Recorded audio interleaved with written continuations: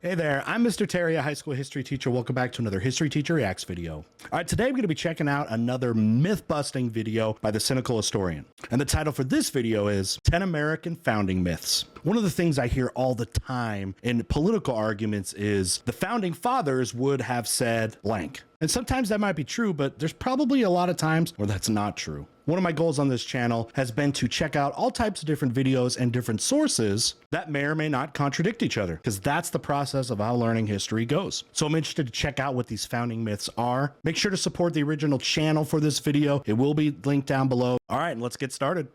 All right, we got about a half-hour video here, so depending on what commentary I add, we might be here for a minute. So get comfortable, grab a snack, and let's see if some of the things we've been believing are myths or not, and see if we agree with it.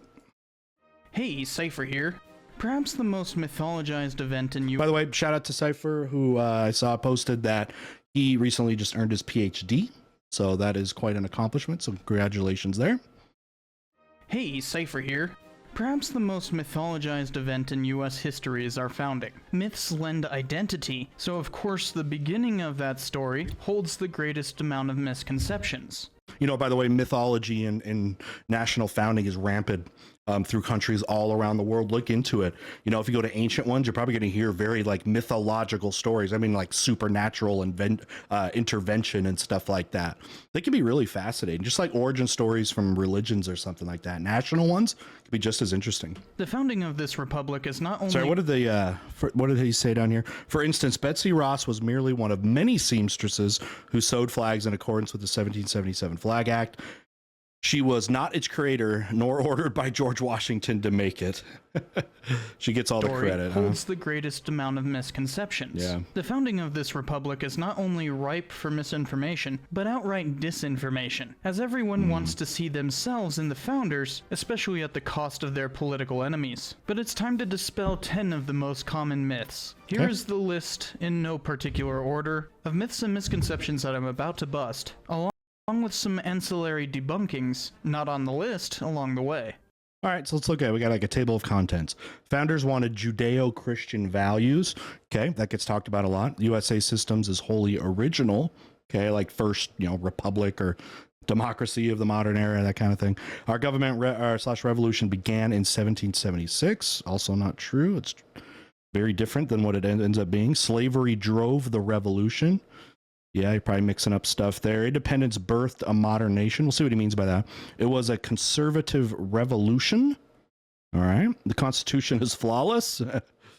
Founders were like-minded men of the people. That's definitely one that will probably, get debunked. That probably is definitely taught a lot and used for political motivations, Patriots rebelled primarily because of taxes. Let's be honest, that's probably what we heard. And liberty means small government. Okay.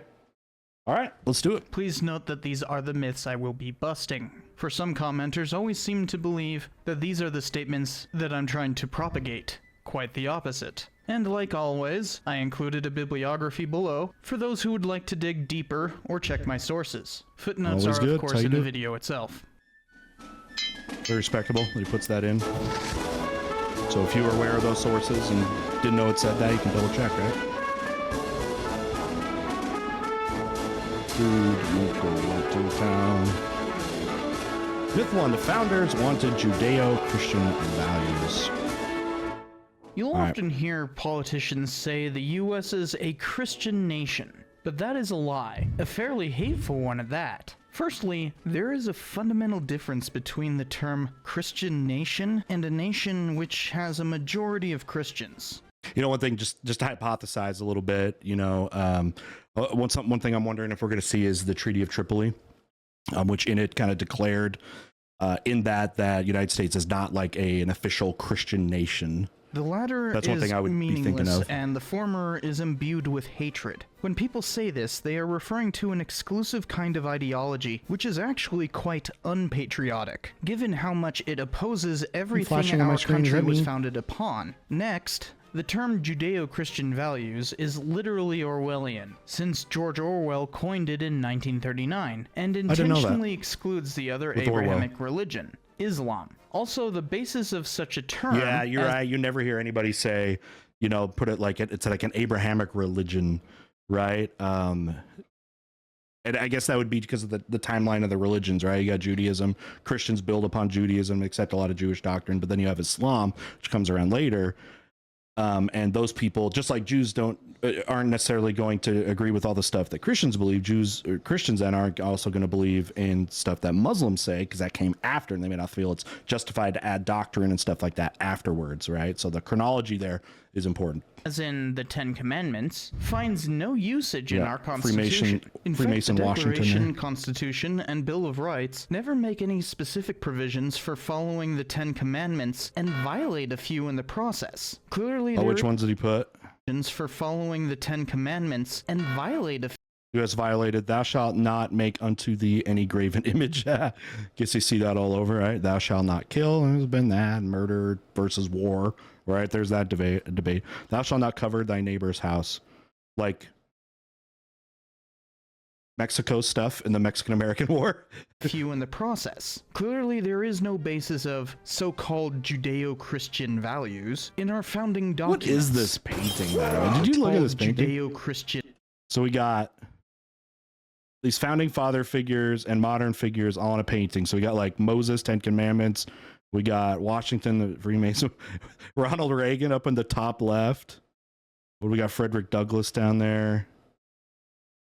Clarence Thomas, Judge Alito. Like an African American chained up. In values in our founding documents. The Ten Commandments. Killing is making a choice. The same could be said for we the people, who comprise God, those Batman Not movies only are so are there good. plenty of non-Christians here today, but there always has been, including Not among Christian the America always founders has. themselves. Ben Franklin, Ethan Allen, and Yeah, Thomas they're Jefferson deists. were all prominent deists. They did not believe in the divinity of Jesus. Jefferson even said... deists kind of, often believe too that it's like, a God exists or may exist, but doesn't like personify himself, doesn't really necessarily interact through intermediaries like prophets or something like that. It really doesn't get involved, or the God is something like we just don't know about, like exists, but we know nothing really about. Very common in this time as a result of the Enlightenment. Deism, as they just call it, was very prominent contextually in Europe, and then also with at this time in the kind of the colonial years and then early independence of the United States by founding fathers here. So all in that context of the Enlightenment. Basing our country on Christianity would be to lay the yoke of their own opinions on the necks of others. Some will... Jefferson's one of the most interesting ones because if you've heard, there's this edit of the Bible by Jefferson, and it's been known as it's been called the Jeffersonian Bible. And essentially what it was it took out like the supernatural part of the Bible, right? God intervening through like supernatural means. And the idea, from what I understand, was taking that out and just leaving like the messages, right? Like do these things and all that, but not because it was intervened necessarily by like a God, but just leaving the message and taking out the supernatural parts of it. Erroneously quote John Adams saying, "Our Constitution was made only for a moral and religious people. It is wholly inadequate to our government of any other." He said other as things though too, that though, like means opposite. we're a Christian nation? That's purposefully misreading it and ignoring who he was. That letter is about immorality and makes no mention of Christ whatsoever. He was a Unitarian, whom most Christian nationalists hate. He was also quite secular. Yeah.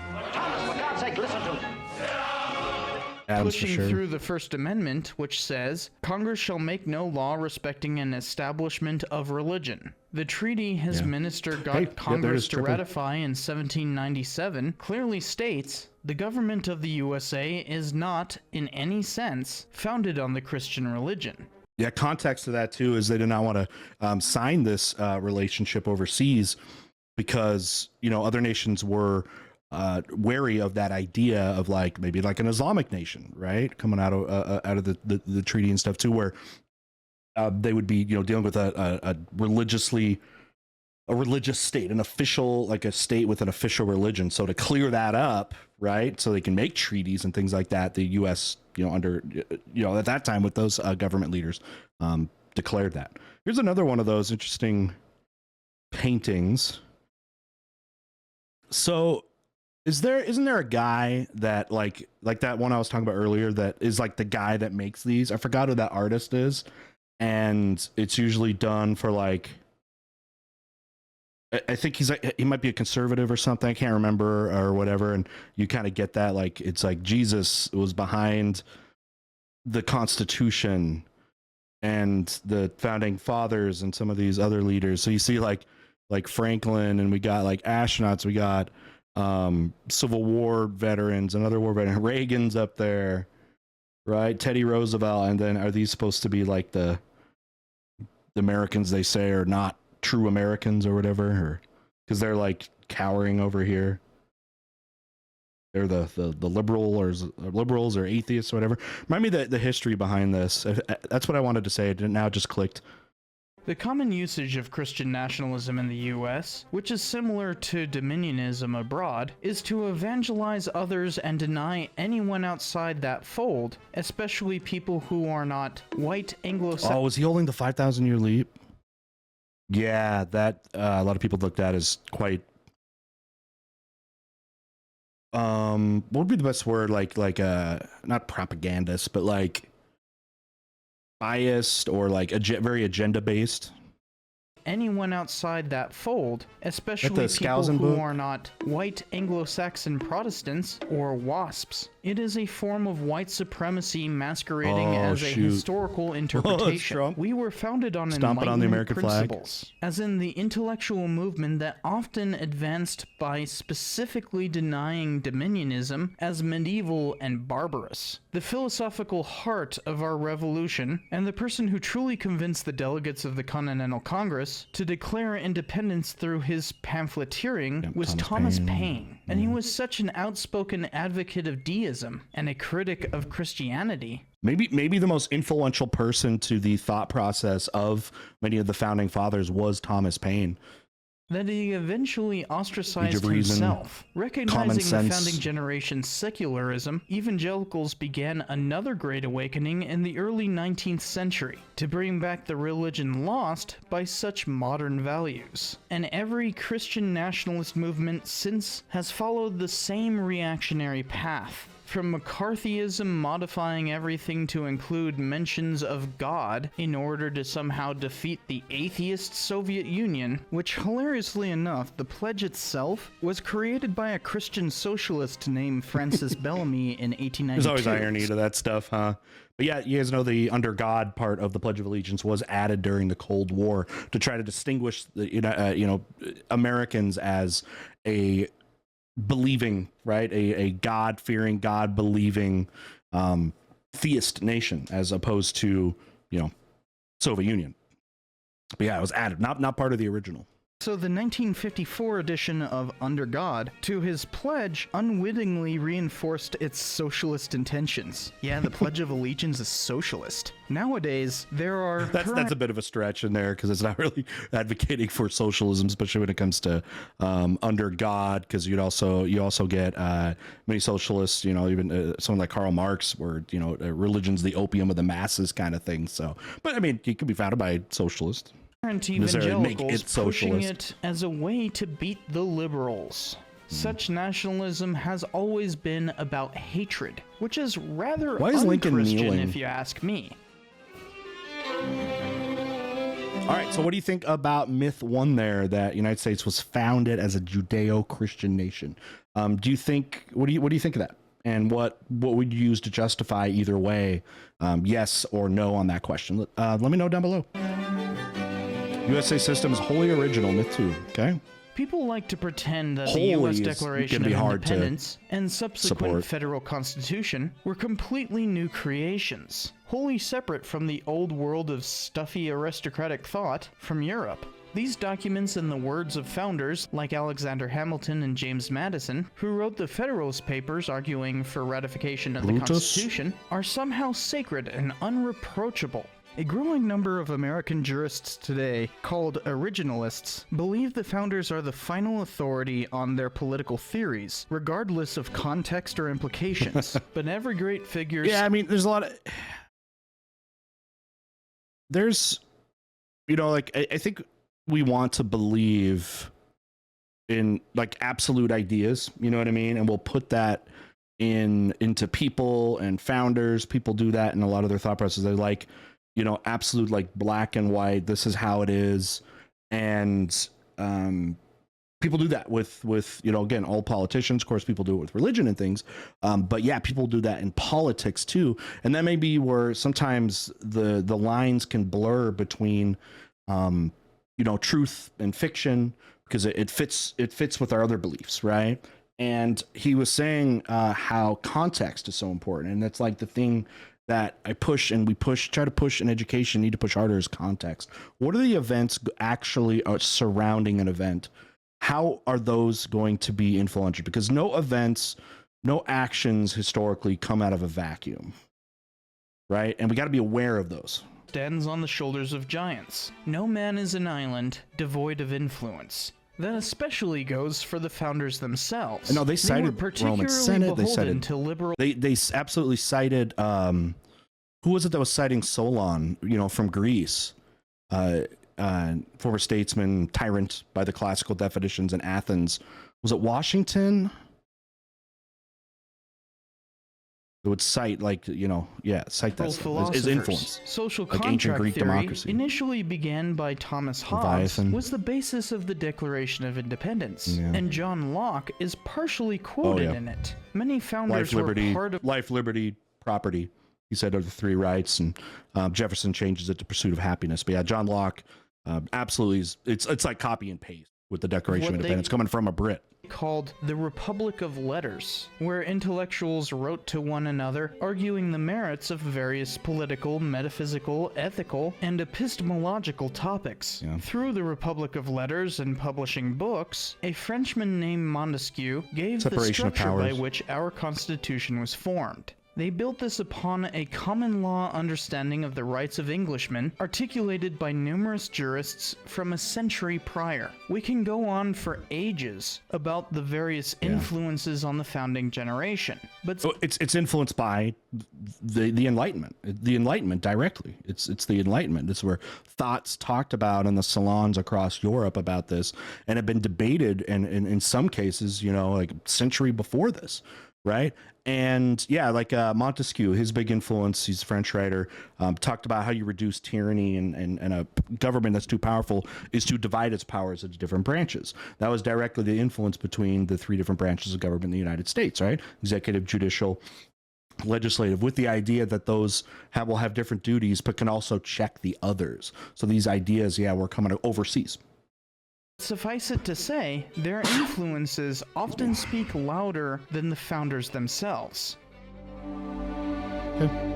So that's again what gets what he's saying overall there. What do you think? Do you think it shouldn't be seen as, wholly original, but parts of different things, both ancient and present? Because they would cite ancient systems, again, the Greeks and Romans and stuff like that, but with so many of the direct principles coming from Enlightenment thinkers out there. Same thing when you got like personal liberties with someone like Voltaire. So like pretty much the whole First Amendment of the Constitution is like Voltaire inspired. So you have that going on, social contract, those sort of things. But what do you think about the originality of the American system of government from myth 2? Let me know down below. All right, myth 3. The American Revolution or government commenced in 1776. Well, no, that's just the Declaration of Independence. It's going to take a long time. Plus, you're going to have Articles of Confederation, which the U.S. was governed under for a while. And then eventually we'll get the Constitution many years after the war even ended.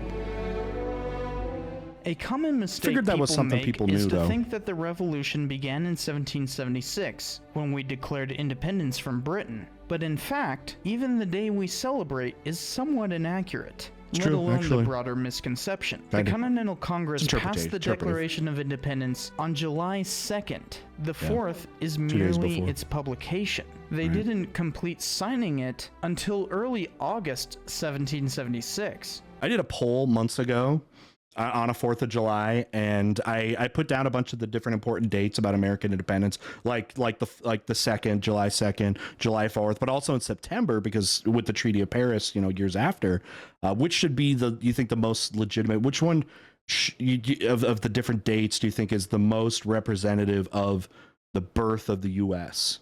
Could it even be further forward and do the day the Constitution was ratified?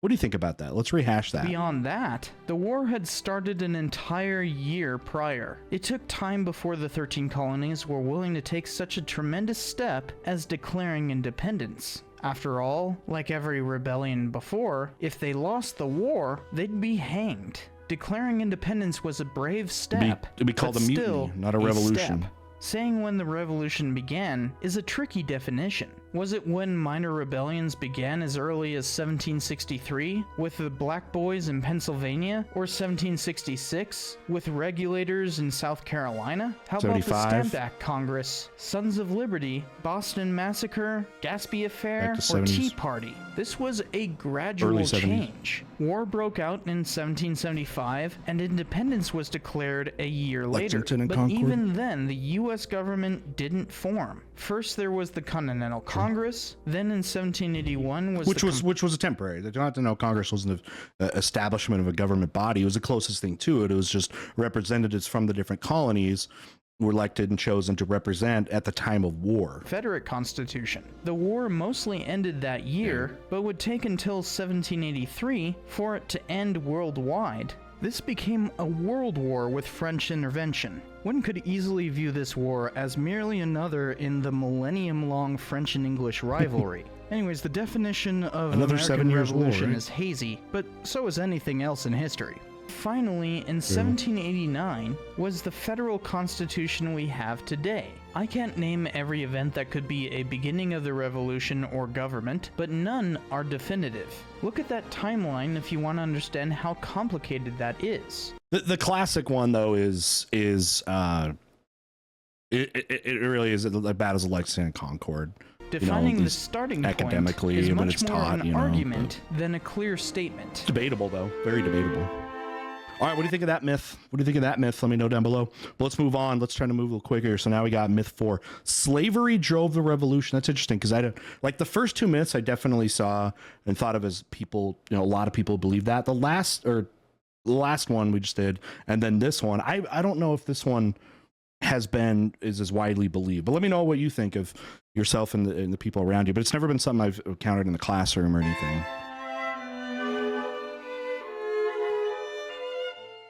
Notice that none of the key events on that list were driven by the existence of slavery in the 13 colonies. A recent dogma has been to attribute every event in American history to some kind of racial issue, most often to the exclusion of other racial groups. And that there's been racist issues behind so many events with Western expansion, of course, the Civil War, but before that, but then issues of Native Americans or even slaves and their role in the revolution gets talked about, but not as more as like an effect, less than a cause, though. Is nowhere more apparent than with this myth. We'll even hear pundits claim that slavery is our original sin, somehow forgetting the indigenous population that was here first. The revolution had many reasons, which we will get into, but none of them were the preservation of slavery. Now, many slave owners had annoyances with the British over slavery, such as the Somerset case, which said there was no law legalizing slavery in England, Scotland, or Wales, but the colonies did have specific laws for slavery passed through Parliament. Lord Dunmore, the Virginia governor, did proclaim that slaves of rebels could join the British Loyalists to earn their own freedom, which certainly enhanced slave owners' willingness to declare independence. But the war was already happening by that point. It was simply a ploy to gain more Loyalist troops, and the Continental Army orchestrated a similar, though far less successful, campaign.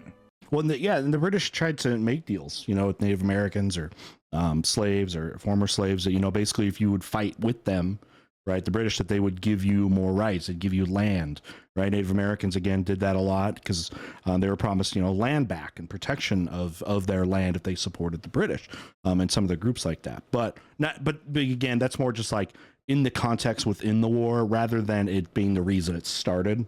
In all, around 10,000 black people fought on each side, evenly split. Thomas Jefferson included in his first draft of the Declaration of Independence this passage: King George has waged cruel war against human nature itself, violating its most sacred rights of life and liberty in the persons of a distinct people who never offended him, captivating and carrying them into slavery in another hemisphere, or to incur miserable death in their transportation thither. The strange irony of a slave owner claiming the king forced the cruel institution upon him is difficult to overcome. But you can see that they were certainly not fighting to preserve slavery. Furthermore, this kind of forgets that Pennsylvania became one of the first states in the world to abolish slavery in 1780 during that's why the it's war. Not an issue. And once again, this entire issue. Discussion distracts from the one marginalized racial group who did have a powerful impact on the causation of the American Revolution: indigenous tribes. The French and Indian War is the catalyst of this whole thing, and it's so named for a reason. Possessing land was a primary motivator of both that war and the Revolutionary War. Washington even ordered a massacre of Iroquois in 1779, earning him the Iroquois moniker Town Destroyer. This expedition, led by John Sullivan, was in response to Iroquois massacring colonists in the Wyoming and Cherry Valleys. There were many tribes aligned with the Patriots, and loyalties shifted throughout the war. Who could get the best deal? I mean, they've been... These groups have been notoriously now for decades and even centuries had land taken away and violence against them. So they're trying to, pick sides based on their own self-preservation, right? Who could do it and who could be trusted, right, to actually fulfill those promises. Patriots massacred innocent Moravian converts at Gnadenhutten, supposedly for their betrayal of the cause. Racist animosities certainly drove this bloodshed, but there's simply no way to reduce the causes of the American Revolution down to racial issues, especially slavery, unlike the Civil War that came nearly a century later. This myth seems to be an anachronistic and ham-handed attempt to frustrate lost causers, to the point of being self-defeating. Interesting. Yeah, the last two ones I haven't really seen as widely believed, and if they can maybe necessarily be counted as myth. But again, maybe people or were you taught this? Let me know. Okay. All right, myth 5. Independence birthed a new and modern nation. Independence birth. Okay. All right. I'm going to be interested to see why he disagrees with this, that it's not true.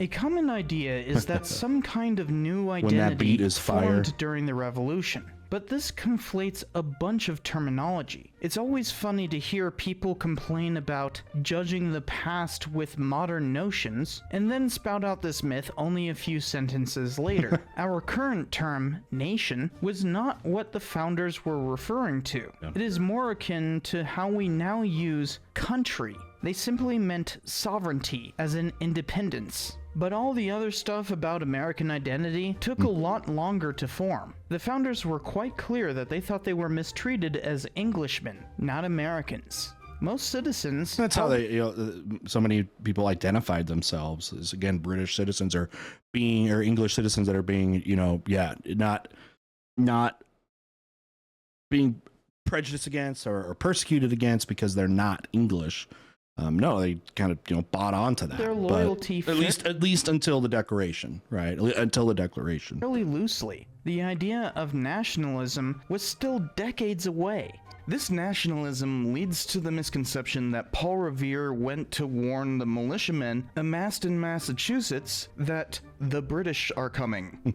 By the way, that the nationalism idea especially got pumped up during the Napoleonic War era. So we're talking like early 1800s, still a little bit before that. That's really when it is an ideal, really becomes pervasive and continues from that route. First, he was not the only writer. William Dawes Yeah. went the same distance, Paul Revere while stuff's- Samuel Prescott completed it after Revere got A lot of captured. mythology with that And one. secondly, they alerted Minutemen that the regulars are coming, as in regular soldiers who were approaching to disarm militiamen. Everyone was British, obviously. They trying to wouldn't find that make that weapons and differentiation. ammunition. Their warnings were not yelled either, for need of secrecy, and that made all the difference in the fight against regulars at Lexington and Concord.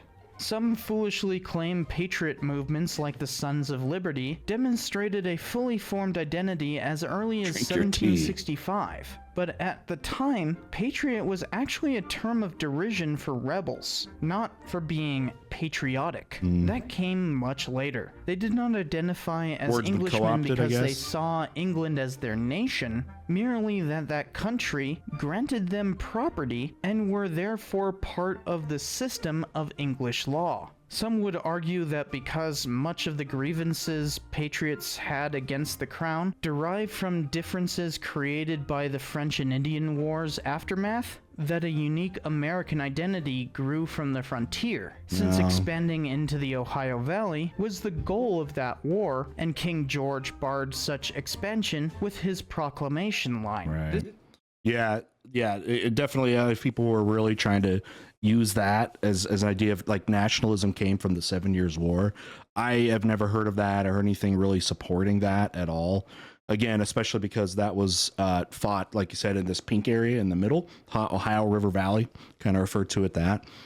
This was best articulated by Mississippi, Frederick basically. Jackson Turner in 1893, arguing, American history has been in a large degree the history of the colonization of the Great West. The existence of an area of free land, its continuous recession, and the advance of American settlement westward explain American development. He thought the American character was forged by the taming of the frontier, defining American exceptionalism as rugged individualism proclaimed from our founding and reformulated over the years by a continuing frontier. First, that obviously pretends indigenous tribes were somehow missing or so savage that they were equivalent to empty land, which he makes explicit by defining the frontier as the meeting point between savagery and civilization. You can still hear his echo in every proclamation of what makes the U.S. the greatest country in the world, even if he's no longer a household name.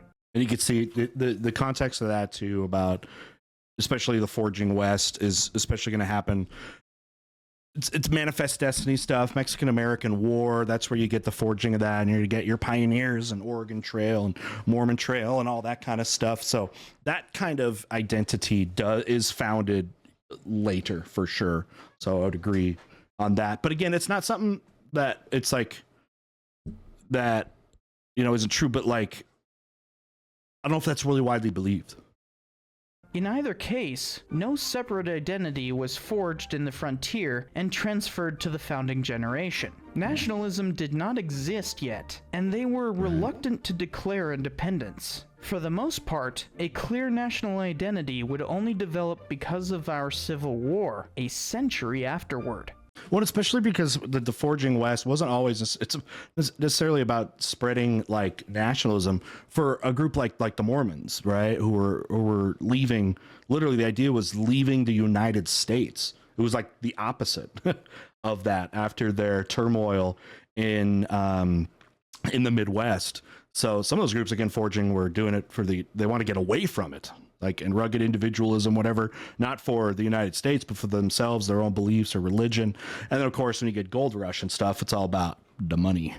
One may argue over when and what that identity is or was, but it certainly came after the revolution. Yeah, I agree with him there. So. What do you think about that one? But again, it was like I was saying, I don't know if that's widely believed enough to like really look as a myth. Right. Usually when I think of myth, I think of something that doesn't necessarily majority believe, but like widely believed. Okay.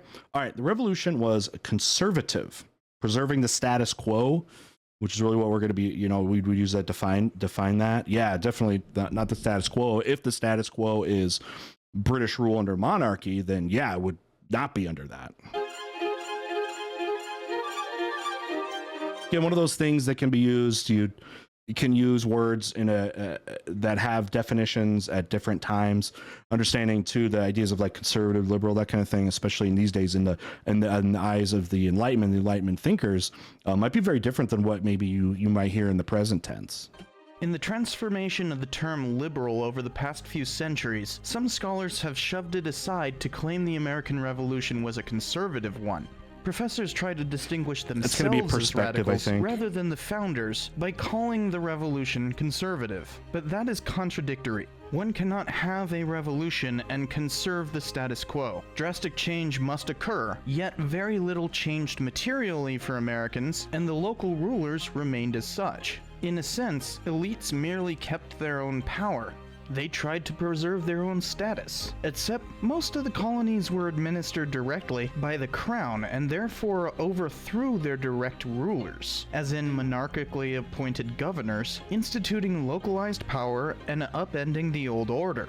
Calling that conservative forgets the outcome of almost every revolution throughout history. But I could see how in one context or one interpretation it would be seen as conservative, in the way that basically before the same people that were powerful in America, right, colonial America, the same people that were powerful and held political power, financial power, are going to be the same ones after the revolution that are going to maintain that. It really did change the status quo for a lot of Americans. The only thing being is you're not now answering the British, but how society was operating already within the colonies, nothing real changes. I mean, again, look at the same guys that were the powerful are going to be the rich and powerful people after, right? Guys like Paul Revere that were very wealthy are going to maintain an elite status. Does nothing, of course, to change much when it comes to like women or Native Americans or slaves. So in a lot of ways, the status quo was preserved that way, which you could say, I guess, was conservative, but not if the cause of the war was about,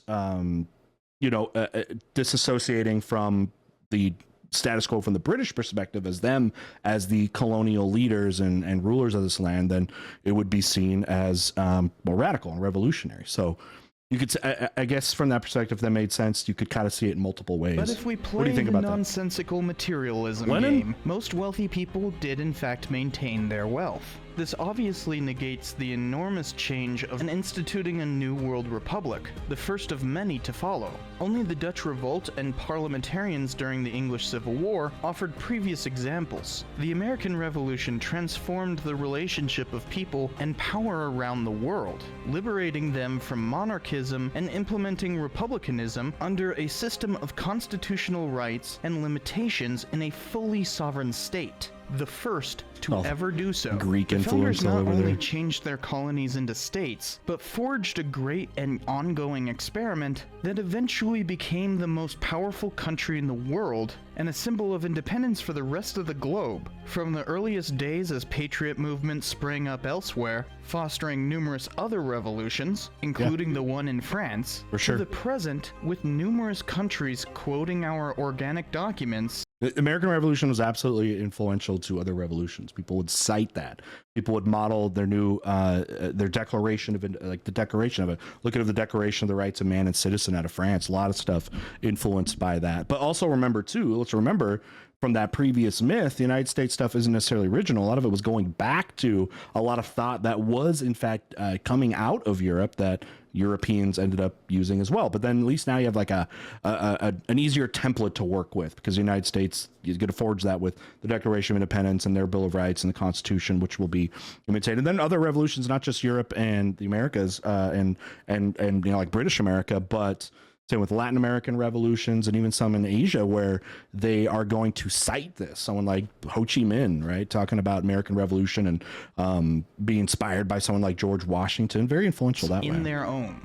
It was a revolution. So in that sense, would it be about those people being influenced by the conservatism of the American Revolution? I don't know. But the other thing I was thinking of, if a person is kind of saying how it was a conservative revolution. I don't think they would be using that in the same sense that I just said, or probably Cynical Historian said, where it was, preserving the status quo of the people that were already in charge of the United States. It'd probably be used under a different definition of why it would be considered conservative. And in that sense, I'd actually like to know, if you want to type down below, if you've heard this backing the revolution was conservative, or you believe that, or know someone believes that, what do those people say was conservative about it?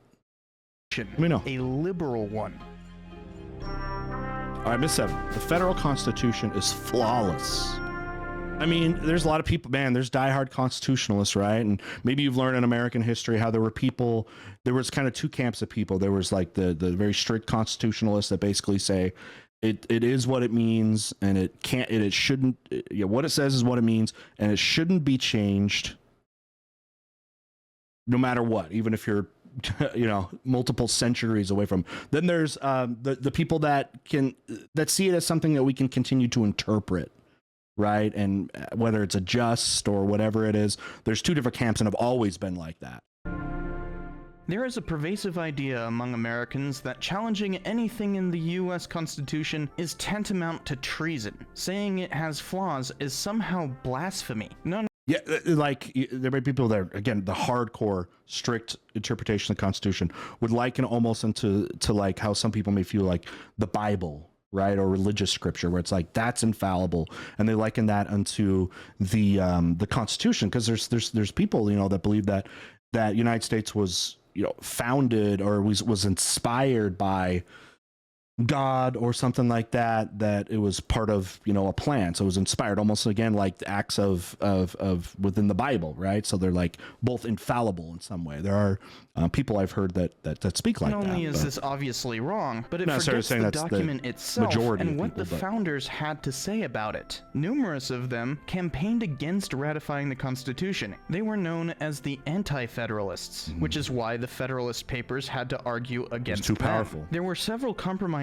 from the beginning. The fact we have a bicameral legislature is from a compromise, let alone others like counting slaves as 3/5 of a person for the sake of representation in Congress. Contrary to popular belief, only slave owners benefited from slaves being counted whatsoever. So if they were counted as a whole person on the census, that would be more pro-slavery than 3/5. That's, if I was to add, I don't think I saw it on his myth. Shoot, I already forgot what the other stuff that is going to be had. I would say maybe the one of the most, I guess you would say, harmful myths, or one of the most dangerous ones that can be used, is that the founding fathers agreed with each other. Absolutely not. The Constitution of the United States is a product of compromise, not a product of unanimous decisions. And that's why it took so long. It took so long, but they compromised, and 3/5 compromise is probably the best thing of that. They did not agree on many things. Did not agree on anything. So if you hear somebody say the founding fathers would have wanted this, you could stop right there. It's because they never agreed upon like anything. But the fact that there are such compromises I mean, I should say they compromised, right? in the document itself is weren't rather happy telling. with it. It's Nobody was certainly happy not with it. flawless. The founders saw fit to include a mechanism to amend the Constitution, and we've done so Because of 26 anti-federalists. times, with several proposed amendments getting congressional approval only to not get ratified. That ability to change our Constitution is one of the things that make it such an extraordinary document, but that requires understanding that it's not flawless. Yet partially due to Those this unratified misconception, ones. we haven't used the Child amendment labor. capability since 1992, the third longest period ERA. without a new amendment. Maybe the most famous unratified one. All right. Yeah, let me know what you think about that. Let's go ahead and move on. So we got 3 more left. So this one, let me know what you believe about this myth. Founders were all like-minded men of the people. Oh, that's exactly what I already forgot. Yeah. So, okay. Perfect. He is going to talk about it, because I may put that at like number 1 myth of ones that should be addressed for sure. We tend to speak of the founding generation as though they were all of the same mind, and that they well represented everyone in the original 13 colonies. Even the most minor scrutiny disproves these notions. Around 1/3 of colonists were Loyalists, and another third were neutral, meaning only a third supported the Patriot cause. That is something that usually surprises students when they hear that, is actually how large the Loyalists were, the people that supported the British. Now, why I think that doesn't get talked about a lot is, first off, the Loyalists lost, right?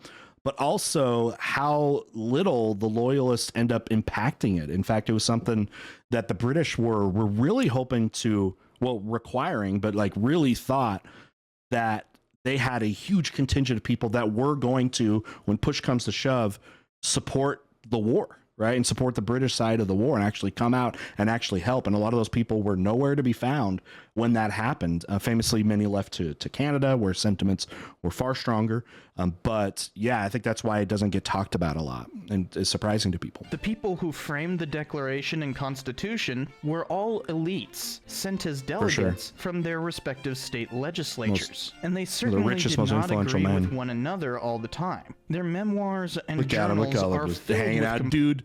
Oh my gosh, look at this. It's such like a romantic version of like the signing. You got this dude who's got the doors open, the garden. He's probably reading some Hobbes or Paine or something like that. You know what I mean? You know, these guys just chilling. They're all fancy lads with their bright pink complaints about the constant bickering it took to get either of these Oh my documents God. made, which Fights. one can Sometimes easily see fights. by the Like, they wanna compromises fight. in them and the debate about ratifying the Constitution between Federalists and Anti-Federalists. Beyond that, they were definitely unrepresentative of most patriots. While the Republic began with a modicum of democracy, the voting population consisted of white, property-holding men. Renters, indentures, free people of color, women, and slaves could not vote, with a few exceptions. A lot of people. Yes, there were a lot of, yeah. Had to own land. You had to be a man of a certain age, have no type of indigenous or slave background, basically, to have that. Yeah, it was not representative that way. That was the point I was going to make, and I think I just forgot it. See if it comes back to me. But we'll keep it going. Maybe I'm talking too much Much of U.S. anyway. history has been how these people gained the franchise and further influence in politics. We Take a are long a time. democratic republic, but only after 2 centuries could we truly call ourselves a democracy. The people who claim the United States is not a democracy are either denying reality to gain BS points for the Republican Party, are simply too ignorant to properly understand English, or maliciously want to curtail the progress made throughout American history. Takes a stab at it. I mean, he did take a stab at it. Do you think that's a fair thing? They just, we said, well, they're too dumb or whatever to understand, or it's used as Republican talking points or something like that. Do you think that's a fair assessment? With that, because by that he says, because if you do that, you deny the actual achievements of, say, you know, the women's right to vote in 1919 or the Civil Rights Act later on. Yeah, harsh condemnation there. What There's do a you think? more insidious inverse of this myth. Beginning in the 1820s, a conspiracy theory arose saying the founders were all Freemasons, trying to implement some kind of elaborate ruse Somewhere. on the people of the United States, forming a political party in 1828. Many This were. conspiracism reverberated through time and eventually combined with anti-Semitic theories of the Zionist Occupied Government, or ZOG, which in the 90s changed over to saying that the New World Order was the founders envisioning themselves creating a secret plot to subvert democracy. Of course, this ignores that only around a quarter of the Continental Congress were Freemasons, and it was most certainly not some evil organization trying to subvert democracy. But that's what conspiracists do. They use an absence of evidence, as in the secrecy of Freemasonry, to deny evidence of that. well-established facts and assert a fantasy instead. Yeah, what do you think there? He definitely did some you know, taking some of these myths and then accrediting them to specific people. Do you think those are fair? You know. All right. Myth 9. So we got 2 left. Patriots rebelled primarily because of taxes.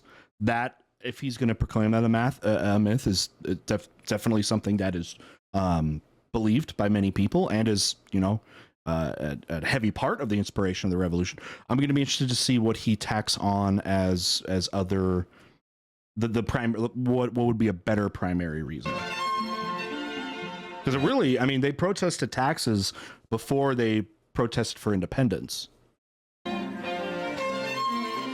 I mean, that starts right after the 7 Years' War. To give monocausal explanations for complex issues, people like to boil conflicts down to one word. This can somewhat work, such as with the Civil War, which you can say it was about slavery, but it would be more accurate to say it was caused by the westward expansion of slavery, and that inaccuracy has caused a lot of foolishness, especially with lost causers. What Western expansion did is put the decision and the institution of slavery out of the we'll worry about it later and we can worry about it later thing into this is going to have to be settled right now because we keep adding states, and that every time you add a state, you're going to have to decide on something about what slavery is going to be, if it's going to be allowed or not. So it pushed it to a no longer ignorable topic. Same with the revolution. Taxes were at the root, but it was not simply that taxes are too damn high. Colonists were some of the least taxed people in the world at the time. Parliament thought they simply needed to pay their fair share for an extremely expensive war waged mostly on their behalf. Yeah, I encourage you to read kind of the transcripts and stuff from when Benjamin Franklin was sent over to Parliament to basically speak on behalf of Americans who were boycotting taxed products and stuff like that, because, you know, they put on Franklin, they're like, hey, we just fought this war, you know, to like protect you guys. That's how they, you know, do it against the French or whatever. And they're like, don't you feel like you should have to pay, you know, taxes for that? Just like all the other British citizens, we fought on your behalf. And of course, his rebuttal was for Franklin was, no, we don't think we have to pay. We should have to pay the taxes, but these new taxes are being created in a parliament where we don't have representation.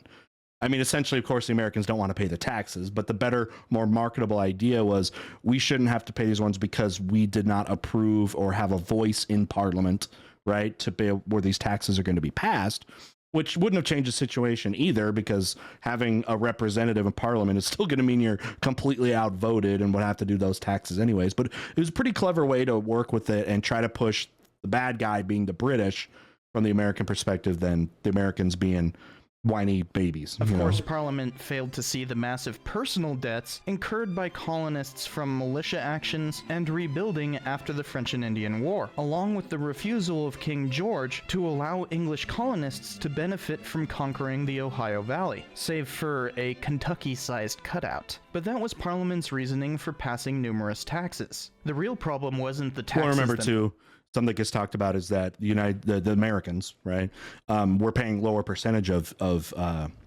taxes than people back in England, right? So they were, you know, British were like, dude, like you don't even pay as much, right? And then the fact that so many of those taxes end up getting repealed after the fact, that, you know, the British were still kind of stunned that Americans would still be using that as a justification for their rebelliousness. Is, you know, first off, you should be paying those. And second, you are not paying as much as other people. And third, we repealed most of those themselves. Which they did. But the fact that colonists had no representation in Parliament, they refused the idea of virtual representation, as in the English theory that members of Parliament could speak on behalf of all British subjects, rather than their specific districts. The colonies wanted representatives in Parliament before direct taxes could be effected. There were already indirect taxes through the Navigation Acts, requiring merchants to trade in Britain first after leaving the colonies. Which just created but with the various taxes in the 1760s smuggling. and 70s were a clear violation of the 1689 Bill of Rights, but Parliament regularly ignored such laws. Beyond taxation without they're going to say that, you know, that doesn't apply to our colonies, right? There were further acts that angered all colonists as part of this Stamp Act, unrepresentative push, Sugar Act, such as the Quebec Act, which allowed French-Canadian colonists to begin settling the northern Ohio Valley, and finally the Intolerable Acts, we don't want the in French, response to Bostonians dumping tea into the harbor to protest the Tea Act, which mandated that only the British East India Company could ship tea to the colonies and pay for the duties levied on those shipments, hence the Boston Tea Party in protest. Well, you could get better prices if you were a developer. Developing anything in America, you could get much better prices potentially if you dealt with the Dutch or with the Spanish or the French, right? And obviously that would be harmful and not helpful to the British because they want everything coming back to them. So, you got two groups of people are going to have to agree to disagree. Quintessentially British to overreact to improperly steeped tea. The Intolerable Acts closed the port of Boston, dechartered the colony of Massachusetts, and placed it under direct crown control, tried native Britishers in Britain for any crimes committed in Massachusetts, and forced Bostonians to quarter troops in their homes, all of which pushed Massachusetts over the edge into full-on rebellion and guaranteed sympathy from the other 13 colonies. So while taxes are at the root, they are not enough of an explanation. This oversimplification myth has led to numerous movements, but most prominent of late has been the Republican Tea Party, which saw Obamacare as too great a tax. It was founded on the myth of a revolution against taxation. How many of you people want to pay for your neighbor's mortgage? President Obama, are you listening? The Chicago Tea Party in July. All you capitalists that want to show up to Lake Michigan, I'm going to start organizing.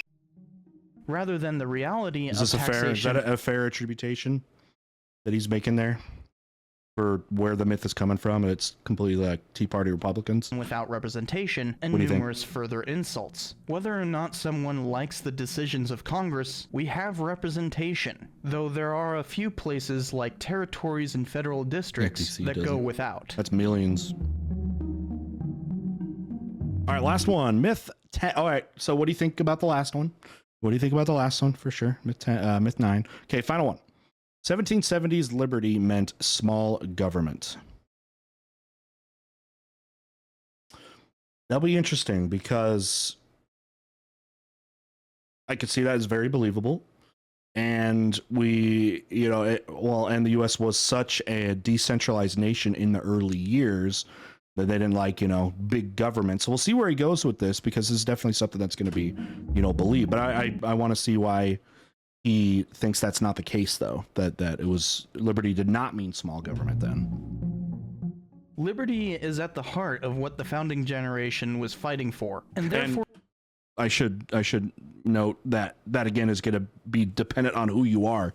If you're, a wealthy business owner, you're not going to want that. But if you're somebody under some kind of form of oppression, of course, like slavery or something like that, you would want bigger government, I guess, to intervene on such. So again, I think that's going to depend on your or defines what we believe freedom your own is, personal context. But defining what they thought that meant is difficult. Ours was a liberal revolution, as in a political philosophy about liberation. So liberty from what?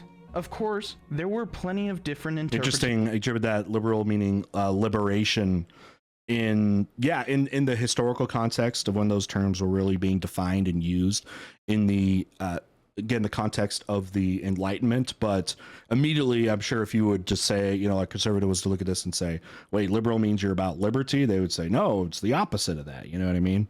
At the time, and many since. How one defines liberty is dependent on the form of liberalism it's derived from. Right, and advocacy of a small government is really from neoliberalism of the 1970s. That's a term that's probably not used enough, that people don't use enough, to get closer to the classical definitions, right? So like a neoliberal, which, classicists that adhere to the old definitions of those terms will say that's really what the status quo is now of people in charge are neolibs. Of course, people anachronistically apply that to other forms of liberalism. Firstly, what constitutes small government? Most neolibs, like Ronald Wilson Reagan, actually dramatically expanded government employment, expenditures, and enforcement. Neoliberalism is more like a government reduction for me, not for we. Yet the founders basically didn't talk about the size of government whatsoever, because it simply wasn't that big. They saw government as a tool to establish justice, ensure domestic tranquility, provide for the common defense, promote the general welfare, and secure the blessings of liberty to ourselves and our posterity. Let's remember they had different ideas about state government versus national government. Small states wanted, more, to be involved more on the national scene. Large states would like to have that power, right? So it kind of depends too if you would prefer to have national laws or more state laws. That's still a huge debate today. It's right there in the first sentence of our Constitution. Also, neolibs despise welfare, so that is obviously opposed to the founders' form of liberalism. Perhaps sometime I can make a video about the history of liberalism and its many forms. Most conservatives today are neolibs of some sort, and such ideology just plain did not exist in the 1770s. No matter how much people want to anachronistically see themselves in people who lived 2.5 centuries ago. Because that's what happens with myth-busting. Myths are the stories we tell ourselves to inform our identities. So by challenging that, people get angry, rather than trying to understand history, especially when speaking about the United States founding. This context. We are so bad at understanding context. We look at every event in a vacuum. And because of that, our conclusions can come way off the mark. is the sonorous war cry Oh, he's cute. of a very angry frog.